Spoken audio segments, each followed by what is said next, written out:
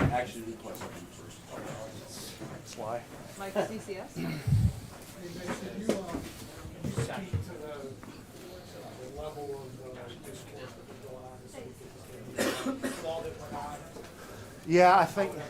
Yeah, well, yeah, I think from the outside end, it definitely looked like an onslaught of things that could, help make a team lose our focus. But on the contrary, I think coming off the bye, we were so laser focused and understanding on the job at hand and what that would take if we want to achieve our ultimate goal, which is to make the playoffs. We'd had to stack these days one day at a time, compound those. I know I said that 1,000 times, but eventually end up on Sunday after having a great week of practice. And sure, that there was some times there where we could have been distracted, and I think the resiliency of this team, not only on the field but off the field, was apparent this week. And we had some great practices and really came together and focused on the ultimate goal, which was to win in a very hostile environment, which was Arrowhead. Josh, I made that long third down. I put you on the table as far as do you ever catch yourself being amazed while the game's going on? Yeah, I mean, to be honest, you get caught up in protection schematics and you wonder why he's running. Just truly, not like why would he do that, but why is there, who's coming free?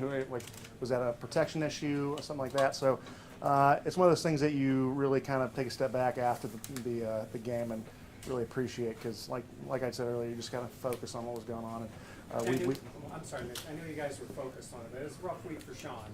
I know he never says things like that, but how do you feel for him with a game like this, with everything that went on this week?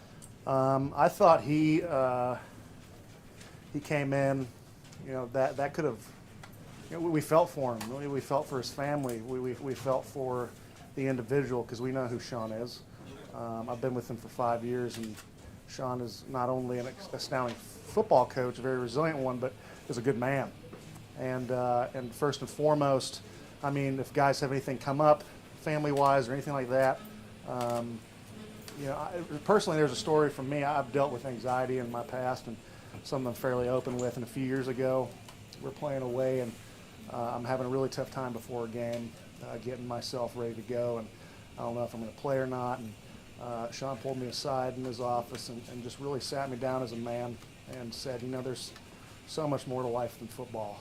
You have a great family, and whatever happens on that field today is not going to relate to that. And just go out there and fly around. And ever since then, it was just one of the most unique things that he did 90 minutes before a football game, an important one a few years ago. And I know that wasn't what you asked, but personally speaking for myself, I'd do anything for that man. So did any of this More for Mitch?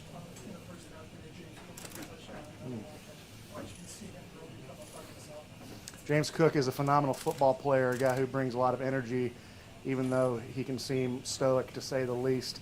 It's a guy who runs hard, is wants to run the ball, wants to take a few hits, and like you saw, is available for Josh in those tough times.